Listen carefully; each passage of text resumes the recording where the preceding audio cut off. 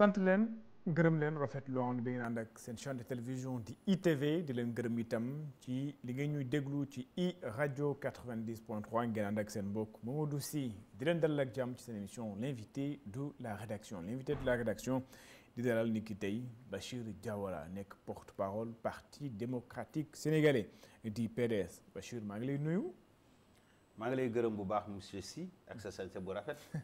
di kontaan bu baax ci dalal bi nga ñu dalal fii ci ITV en tant que porte-parole du Parti démocratique sénégalais. di commencer d'abord par yóbbante leen nuyoo secrétaire général du Parti démocratique sénégalais maître Abdoulaye Wade. Et son candidat le candidat du Parti démocratique sénégalais Karim Wade. mais surtout tous les responsables yi nga xam ne. ñu ci bari ñu ngi ñuy seetaan moo xam ci biir réew mi la moo xam ci bitim réew. et c'est l'occasion également ñu nuyu leen. di leen encourager ci taxawaay bi nga xam ne ñu koy taxaw ci biir Parti démocratique sénégalais. ñu nar a sëq ak moom waxtaan ci ponk yu bëri ci aju li nga xam ne moom mooy tolluwaay réew mi mbirum politique li nga xam ne itam moom moo di mbirum koom-koom rawatina itam yore li nga xam ne moom moo di réew mi ñu nar a itam def ak moom un tour d'horizon sur li nga xam ne moom moo di actualité nga xam ni nag moom la ñu nemmeeku ci jamono ji fii ci réew Sénégal. alors Bachir li nga xam ni moom mooy actualité fa laay doore ci jamono ji bëri na ci ñi nga xam ni ñoom ñoo faree ci kujje gi ñu ngi wax ni mbirum li nga xam ne moom mooy les droits et libertés dafa mel ni Sénégal mu ngi ci tànk dellu ginnaaw ñu gis ni sax PDS moo xam ni duñ ko xawoon a géju dégg tuuti daal dinay xaatim benn communiqué daal di itam ñaaw lu xew mooy mbirum Badara Gadiaga deb chroniqueur bi nekk ci benn chaîne de télévision ndax PDS itam dafa bokk xalaat ñi nga xam ne ñoom ñoo jàpp ni ci jamono ji Sénégal ñu ngi jubal yoon boo xam ni jàpp nañ daal war ñu ko woon jël. jërëjëf Mamadou question bi nga posé question bu am solo la ndax dafay laal. li nga xam ne moom mooy cëslaayu dal ak jàmm ci réew. muy question démocratie. loolu moom moo waral démb Parti démocratique sénégalais ci xët bu yaatu. mu daal di joxe position ci li nga xam ne gis nañ ko jamono yii mu bari loolu. muy ay arrestation ay jàpp yoo xam ne ñu ngi koy jàpp ci ay citoyens sénégalais yoo xam ne xëy na ci expression seen liberté individuelle la ñu nekk. ndaxte liberté d'expression dafa nekk loo xam ne constitution bi moo ko garantir. bu ñu gisee ni lu ci bari ñu ngi am ay difficultés ak justice bi ñu leen di jàpp ñun Parti démocratique sénégalais dañu jàpp ne ñooñu ay délit d'opinion lañ leen toppee. donc ay prisonniers d'opinion lañ leen jàppee. par conséquent PDS mënul ànd ci loolu. PDS ku ko xam ci culture démocratique am maître Abdoulaye Wade def na 26 ans opposition. tey ji avancée démocratique yi nga xam ne am na Sénégal yu ci bëree bëri nga xam ne dafa consacrer ay liberté individuelle ak collective. ay nit dañ koo xeex ba génn ci seen bakkan. ba ñàkk ci seen bakkan. par conséquent du ñu ñëw ba 2025 di gis ni am na dellu ginnaaw ci loolu maanaam mu am benn recul démocratique ci kaw. am na ci ñoo xam ne dañ leen di téye di leen jàpp parce que dañu am benn opinion bu contraire ak li nga xam ne moom mooy nguur gi. loolu PDS du ko rafetlu. PDS du ci ànd et PDS également dafay inviter ñi nga xam ne ñooy autorités yi ñu ressaisir ñu recentrer le débat sur l'essentiel du poursuivre ay opposants wala ay voix dissidentes parce que tout simplement bokkuñu gis-gis. l'essentiel moom mooy fexe ba xayma fi réew mi toll jafe-jafe yi naka lañ koy saytoo loolu moom mooy priorité yi nga xam ne moom la nguur gi war a taxaw foofu la war a mobiliser ses énergies. loolu moom moo waral PDS def na communiqué bu yaatu invité gouvernement bi mu am les réflexes de trouver des solutions au problème du chômage au problème de la santé au problème de l'enseignement au problème de la justice parce que gis ngeen ni am na ay grèves yu fa nekk greffiers yi au niveau social. donc et le chômage qui est plus ou moins exponentiel malgré que am na un changement de régime. je pense qu'il y a des priorités fondamentales yoo xam ne tey wax dëgg yàlla ñii war nañu jublu ci loolu moo gën li nga xam ne tey jii ñu ngi koy gis ci Sénégal te li ci gën a doy waar mooy day gàkkal deru Sénégal. li tax muy gàkkal deru Sénégal mooy tey même bu fekkee dañoo am ay diversité ci wàllu langue politique yi képp ku génn dem bitim réew boo sañoon Sénégal buñ koy woy ñu woy ko woy bu rafet. waaye su fekkente ni lii dafay continuer danañu joxe impression que dañu nekk dans un état autoritaire, dans une dictature rampante, boo xam ne nit ñi nga xam ne amuñu ay position yu méngoo bu nguur bi dañ leen di jël di leen bulaxatal. loolu je pense que c'est pas une bonne image. war na tax ñu def ndànk pour gën a bañ a gàkkal deru Sénégal ci difficultés yi nga xam ne ñu ngi koy dund ci wàllu économie. dafa naa ne difficultés yi ñuy dund ci wàllu économie buñ ci dollee deru Sénégal bu tilim ci wàllu démocratie dana bokk ci li nga xam ne dina gën a dàq investisseurs yi, mais également dina décourager képp koo xam ne da nga bëgg a nekk partenaire Sénégal ci wàllu économie. alors laataa ñuy ñëw ci ponk yi nga xam ne lim nga ko mbirum koom mbirum justice ak yeneen lu ni mel PDS d'abord ñu taxawu tuuti li ñu nemmiku woon ni ci espace médiatique bi wala espace politique bi mu mel ni PDS dafa doon def lu ñu naan taxaw seetlu nekkoon observateur nag di xool wala sax di may tooñ yi nga xam ni moom mooy régime en place. gis nañu ci charte FDR mooy le Front pour la défense de la démocratie de la République mu mel ni PDS xaatimul woon charte boobee su ma juumul PDS bokkul woon. bokku ci woon. alors tey jii posture bi nga xam ni PDS am na ko ci espace politique bi n'est-ce ko mën a comprendre. waaw contexte yi xëy na mun na bañ a nekk benn. contexte yi nga xam ne FDR ñu ngi ko doon mettre en place xëy na PDS dafa jàppoon ni taxawaay bi mu waroon am muy réorganiser wu moom ci biiram. fexe ba li nga xam ne moom lañ tuddee ces structures verticales et horizontales ñu gën ko jëmmal au niveau national comme international. ci loolu lañ doon liggéey ba def nañu ay renouvellement yu bari jëm ci wàllu enseignants yi mettre nañ en place la structure des enseignants ak arabisants yi mettre nañ en place le JTL, le mouvement des femmes, le mouvement des cadres, la Fédération nationale des cadres. Donc en somme le parti bouge. loolu la ñu soxla woon jamono boobu. une mobilisation de toutes nos énergies, n'est-ce pas, pour préparer en tout cas les échéances futures. foofu moo nekkoon suñu priorité. maintenant tey li nga xam ne moom moo tax PDS jóg dafa nekk loo xam ne lu am solo la, c'est-à-dire que lu sensible pour Parti démocratique sénégalais. dama la ne PDS ku ko xam ci histoire du Sénégal xam ne le PDS est profondément attaché aux principes démocratiques. Absolument. N'est-ce pas, et au maintien de l'état de droit. c'est-à-dire que dëkk boo xam ne suñu fa nekkee justice bi dana doxal li mu war a doxal sans pour autant ñu instrumentaliser ko.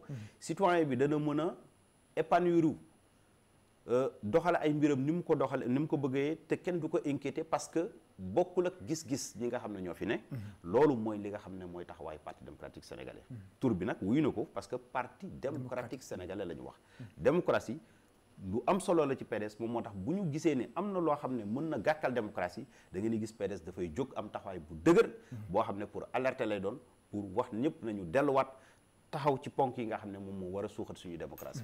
alors li nga xam ni moom mooy PDS am na ay députés yu nekk assemblée nationale mais ndax amoo l'impression que maanaam ci wàllum débat yi nga xam ne ñoo ngi koy fay yëkkati ci assemblée nationale naam ñu ngi gis koo xam ni ku ci mel ni Tafsir Thioye ci PDS sax la bokkoon moom mu demee ak nga xam ni moom mooy la coalition Soppi Sénégal mais yeneen députés yi nga xam ne ñoom ñoo fa teewal PDS vous n'avez pas l'impression que ils sont moins bruissants tuuti. non moi je pense que c'est le style qui est utilisé xëy na ci lu bari loo xam ne peut-être mënuma ci xuus ñu ngi liggéey sur les questions écrites ñu ngi ciy waxtaan. seen méthode la également ni ñuy xelale yeneen députés yi ci seen taxawaay également xam nga il ne s'agit pas de prendre des positions publiques pour exister aussi quelque part au niveau de l'Assemblée nationale. mais PDS mu ngi ci la groupe parlementaire wattu ki nga xam ne moom mooy dip quoi la waaw loolu c'est depuis élection législative yi nga xam ne dañu àndoon ak taxawu wàllu Sénégal. groupe parlementaire boobu moom moo ci la PDS bokk jusqu'à présent. alors loolu damay leeral rek ne xëy na am na confusion bu ci amoon keroog benn journaliste posé na ma ko foofu c'était une alliance stratégique. boo xam ne defoon nañ ko ci wàllu élection législative yi. nekkul woon loo xam ne alliance politique la woon. stratégique c'est extrêmement important c'était une alliance stratégique PDS noonu la mës a fonctionner. mais PDS est toujours membre du groupe parlementaire Takku Wallu Sénégal. oui nos députés sont dans le groupe parlementaire. jusqu'à présent il y a aucune notification officielle. n'est-ce pas, parlant de leur démission. D'accord, c'est important. Alors ñu xuus tuuti ñu ngi jëm ci atum 2027 wax naa ko PDS dafa mel ni dafa taxawoon gannaaw bi njiitu réew mi gisoon nañ ko ba mu defee un voyage au Qatar mu tasante ki nga xam ne moo di Karim Meïssa Wade mu amoon sax benn message boo xam ne adressé woon na ko peuple sénégalais gannaaw loolu déggaatuñu bu lu bëri nga xam ne moom moo di PDS 2027 ñu nar a jëm ci li nga xam ne moom moo di élection locale PDS ban taxawaay la ci nar a am ndax PDS itam day ber daaram wala day ànd ak itam day xoolaat beneen alliance stratégique comme ni nga ko woowee sànq. d'abord nga même mu ñëw ci message bi nga xam ne juñu ko léegi muy message yu Karim Wade bi mu def gannaaw rencontre am ak président Bassirou Diomaye Faye je pense que c'était pas lié du tout. Message yu tabaski la woon boo xam ne dafa marqué woon les esprits. mais man li ma gën a marqué ci communication boobu mooy sursaut national. sursaut national boobu nga xam ne Karim Wade junj na ko woo ci Sénégalais yi. je pense que loolu moom mooy d'actualité moo nekk d'actualité jusqu'à présent tant que yooyu la PDS nekk. tey bu fekkee PDS mu ngi toog di dénoncer ay dérives autoritaires. c'est parce que dafa xam ne sursaut national boobu ñuy wax mënul am dans des conditions où il y a une instabilité démocratique. démocratie day am ay équilibre yoo xam ne dañ koy garantir pour que stabilité mën a am. pour que nit ñi mën a ànd liggéey. mais su fekkente ne amul démocratie à la base lii am ci yeneen réew yi mooy am mooy danañ egg benn niveau boo xam ne xëy na peut-être kenn ñaanu ko yàlla on peut utiliser nit ñi mën nañu utiliser ay armes yoo xam ne non conventionnelles. kenn ñaanu ko ci réew. kon lépp loo xam ne mun na suuxat démocratie. je pense très bien qu'il est de la responsabilité de toute la classe politique de tout citoyen mu préserver ko parce que loolu moom mooy garantir suñu cohésion nationale. mooy garantir suñu commun vouloir de vie commune. kon suñu gisee nii. am na lu ci commencé fellu rek PDS dafay jël position loolu rek laa bëggoon a rappeler maintenant fi ñu jëm ci élection yi nga xam ne mi ngi ñëw muy élection locale yi mënaguma la wax ne exactement que PDS dafay demal boppam wala dafay dem en alliance ou bien en coalition l'essentiel le moment venu on avisera mais PDS koo ko xam ne parti bu xarañ la ci wàllu élection et que le moment venu dinañ joxe suñuy position yi claire xëy na loolu mi ngi suñu kanam li wër te wóor nag moom mooy ñi ngi liggéey en conséquence jëmale ci élection locale yooyu préparer échéance yooyu suñu structures yi ñu ngi organiser wu n'est-ce pas à la mesure de leur possibilité moo xam fédération yi la moo xam section yi la moo xam structure verticale yi comme horizontale yi de manière générale alors ci li nga xam ni moom mooy le front social gis nañ ni la grève UNTG entente nañ ko woowee UNTG Union nationale de travailleurs de la justice ak SYTJUST boo xam ni ñoom ñoo ànd ñuy def grève mooy greffier yi banque seen loxo léegi ba mat ñetti semaine tax na ba audience yu bëri sax amul tribunal dañ koy renvoyer mu am ci beneen wet ga itam amoon ay médecins yoo xam ni ñu ngi doon grève muy le COMES ci li nga xam ni moom mooy wàllum gestion crise yooyu nga xam ni gouvernement bi mu ngi koy jànkonteel malgré la signature lu ñu woowee le pacte de stabilité sociale tey ndax nekkul góom boo xam ni état wala boog gouvernement bu ñëw da koy laal tuuti def ci alcool waaye du ko saafaraan nu mu waree. yaa ngi yëkkati question bu am solo muy question boo xam ne dafa jëm ci préservation stabilité climat social u dëkk bi. il faut le reconnaître. Le front social est en ébullition malgré que am na benn pacte de stabilité sociale boo xam ne président defoon na ko ak yenn partenaires sociaux yi. il faut reconnaître que ci suñu jàngat am na l'absence d'une diplomatie préventive. parce que front social li nga xam ne moom mooy garantir sa stabilité moom mooy la négociation sociale. ou bien les concertations sociales. tant que amul waxtaan diggante les différents acteurs souvent difficultés yooyu la ñuy am or je pense que kuréel yu mel ni au conseil du dialogue social wala le comité national du dialogue social en tout cas la structure qui est dirigée par Mamadou Dianté structure yu mel noonu war nañ leen renforcer jox leen ay jumtuwaay yoo xam ne dinañ mener une politique préventive parce que loolu yëpp dafa bokk ci li nga xam ne mooy garantir un climat de sérénité dans le pays dëkk boo xam ne dafa am ay grèves multiformes muy tàkk chaque fois investisseurs yi duñ fa ñëw le PDS est attaché à ces questions-là de préservation du climat social donc le gouvernement doit prendre ses responsabilités pour engager en tout cas des négociations sérieuses avec les partenaires sociaux en vue de trouver des solutions partenaires sociaux yi également ñu waxtaan ak gouvernement bi mais am ay position yoo xam ne intérêt réew mi la ñuy teg ci kanam bañ a jiital seen intérêt kese vous comprenez c'est-à-dire que moi je pense que bu fekkente ne kenn ku ci nekk nangu nga def ay concessions jiital intérêt réew mi état bi xam na responsabilité moom mooy moo apaiser le climat social ñële aussi tamit contribuer n'est-ce pas au développement de l'entreprise au développement de l'économie certes mais aussi tamit avoir des conditions d'existence sociale yoo xam dina leen permettre seen liggéey gën a ñoŋ kon yaakaar naa ni à ce niveau-là il peut y avoir des échanges mais je pense que là il faut le regretter nous constatons qu'il y a une certaine absence de diplomatie préventive n'est-ce pas pour régler les crises sociales dans ce pays. Finalement la signature du pacte de stabilité sociale elle est compromise pour le moment. Il faut le reconnaître. Cette signature-là, elle est fortement compromise parce que son objectif aujourd'hui n'est pas atteint. Son objectif était de garantir en tout cas la stabilité au niveau du climat social. Moi, je pense que ce gouvernement-là war nañu xalaat am ay xalaat yu bees yu ñu am seen digganteeg ak partenaires sociaux yi pour que yenn questions sociales yi ñu mën ko régler ba pare ñuy tenir vraiment un discours bu am solo discours de vérité. Parce que tamit bu fekkee da nga wax ni syndicats yi ne da ngeen am ay difficultés au plan financier au plan budgétaire ak yooyu di leen teg ay mesures d'austérité sociale fekk na yow ci sa bopp gis nañ ni amul ay changements ci sa doxalin. yaa ngi continuer comme s'il y a pas une difficulté su boobaa ñoom dañuy jàpp ni da nga leen ni nargué il faudrait que aussi état bi def ay efforts. pour jéem a wane ni moom mi ngi yaxanal alalu réew mi. c'est-à-dire que dans le dernier rapport.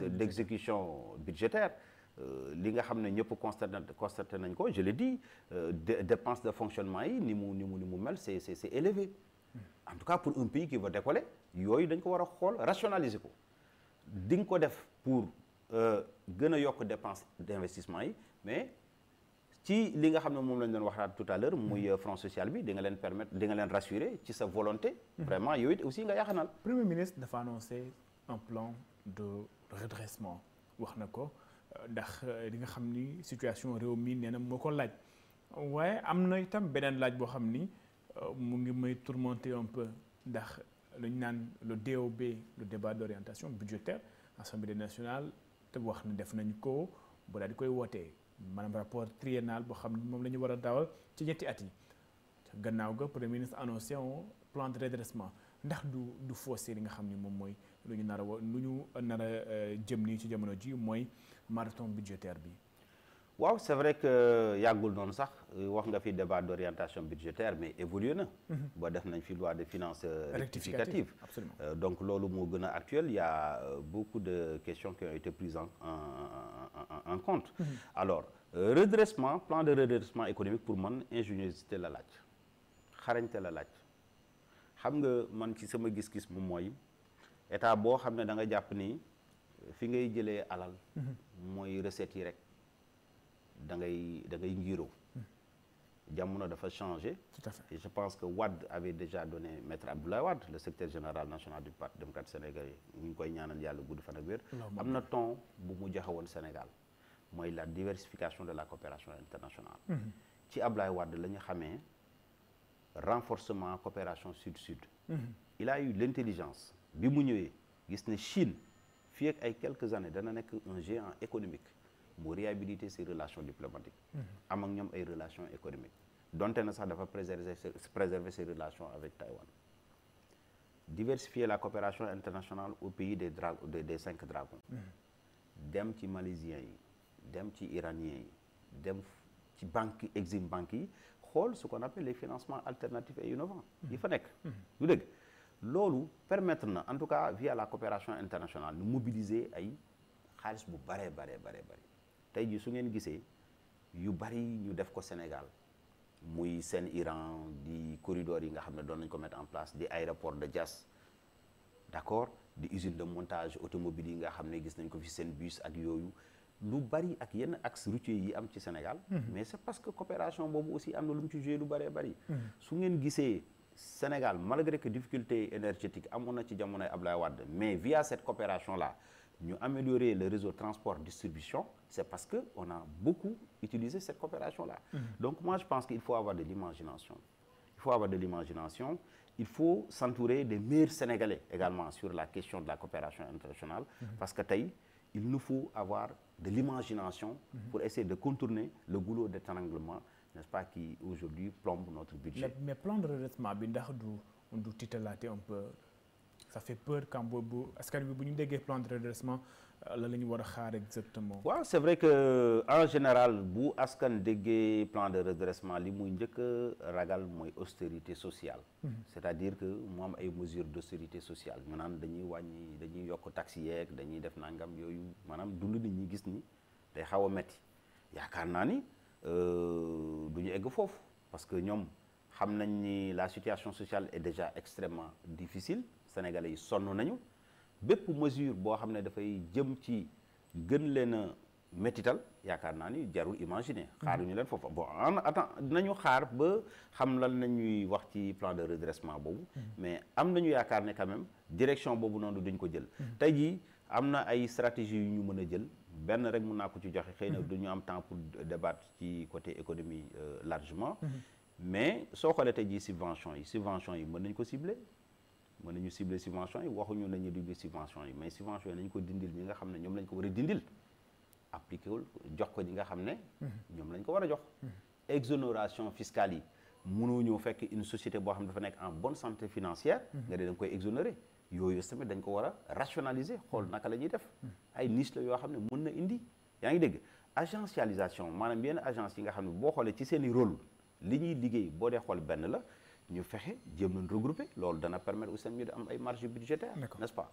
alors li nga xam ni moom moo di Sénégal rapport yi nga xam ni am na ko ak FMI gis nañ ni que FMI dafa daal di suspendre li nga xam ni moom mooy lu mu waroon jox Sénégal daal di tourner dem ci li nga xam ni moom mooy marché sous-régional boo xam ni mooy marché de l'UEMOA gis nañu emprunt obligataire yi nga xam ni ñu ngi koy lancer à chaque instant ndax loolu solution alternative la boo xam ni est-ce que le Sénégal peut se passer d'abord c'est ça la question ndax Sénégal mën na passer du FMI en ce moment fu ñu toll nii.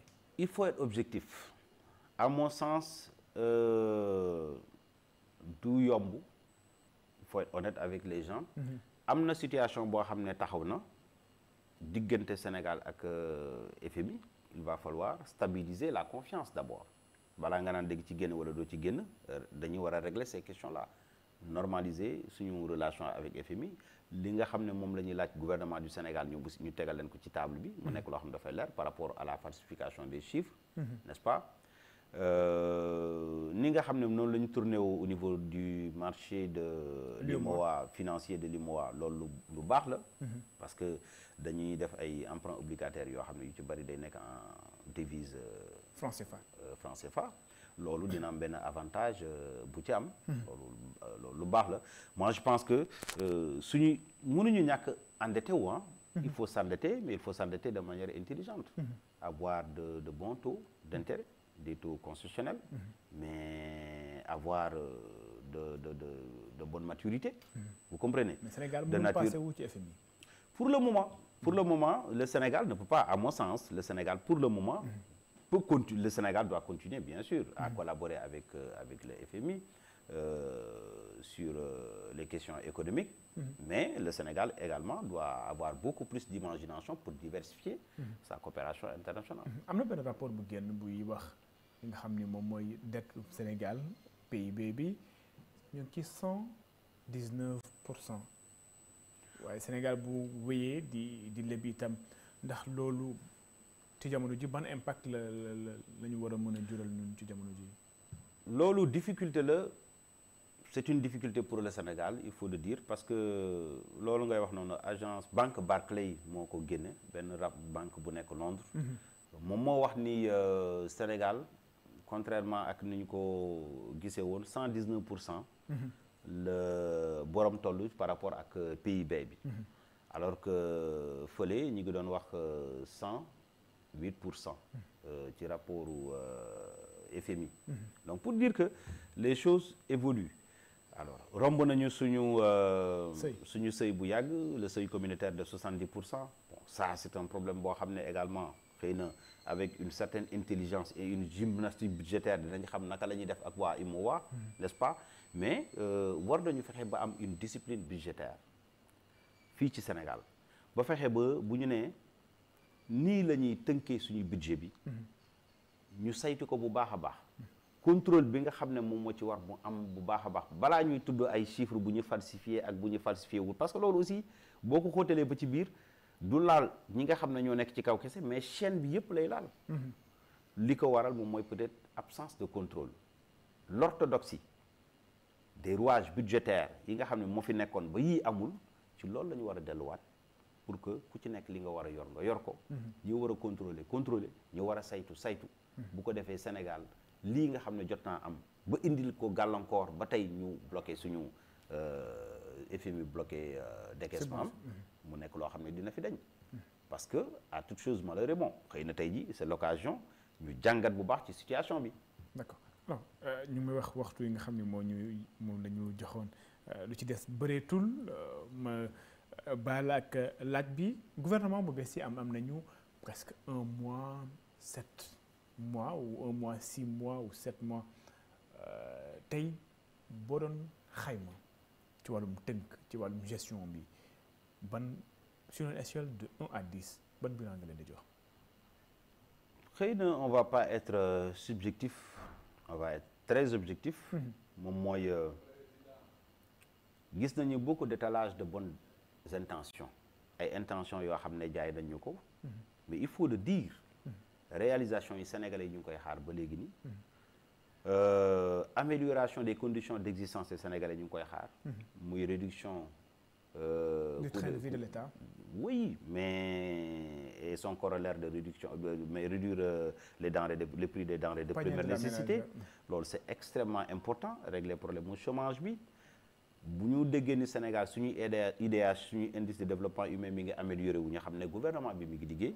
déggaguñ ko donc moi je pense que gouvernement bi ku leen di ñaax daf leen di ñaax ci gën a ñu redoubler d'efforts pour que li nga xam ne moom la ñu diggoon Sénégalais yi. ñu taxaw ci ba Sénégalais bu ñu ci teg seen bët. damay mujjee fi ma njëkkee woon les assises de la justice defoon nañu ko ba xaatim waaye am na ñu bëri ñuy laaj ci jamono ji nee nañu suñ ko appliqué woon tey ci jamono ji yenn xeetub nu ñuy gis nii naam duñ ko am ndax dinañ am le juge de liberté. dina am ay nekk yeneen.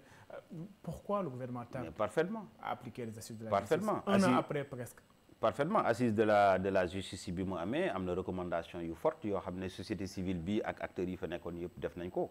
ñi ngi doon waxtaan sànq ci article 254 ak article 80. yooyu yëpp c'est des recommandations yoo xam ne gars yi def nañ ko pour xool naka la ñuy dindee les poursuites pénales pour que désormais ñu dem vers les poursuites civiles ba ci ay amende pécuniaire mais yooyu jusqu'à présent amul lenn loo xam ne.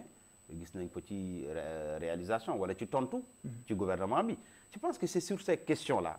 que la ñuy xaar nguur gu bees bi. li nga xam ne Sénégalais yi tënkoon nañ ko ñu appliquer ko mais également jukki ci li nga xam ne amoon na CNRI. parce que CNRI bu ñu fàtte ni CNRI am na liggéey bu am solo bu mu defoon. la commission nationale de réforme des institutions ñu xool également li fa baax. ñu jël ko complété ko li nga xam ne moom moo am foofu ci côté justice au moins dinañ bàyyi jàpp ay opposants wala ay voix dissidentes parce que tout simplement bokkuñu gis-gis ak nguur gi. mais 1 an après quand même xaw naa yàgg ci wàllum application ay conclusion. yàgg na yàggul. moi je pense que tout est question de volonté politique. d'accord Bachir Diawara porte-parole du PDS nekkoon suñu gan ni ki tey jii ma bàyyi la nga tàggatoo. maa ngi lay gërëm Mamadou di le remercier encore une fois ci invitation bi di wax de c'était un plaisir de partager avec toi ce plateau xam ne vraiment ndaanaan nga comme on dit maa ngi lay ñaanal jàmm yow aussi. jërëjëf sant ko gërëm ko moom Bachir Diawara nekkoon suñu gan ma fàttali leen porte-parole du Parti démocratique sénégalais seen émission l'invité de la rédaction jeex na di leen jox dig daje ci beneen numéro ak beneen gan.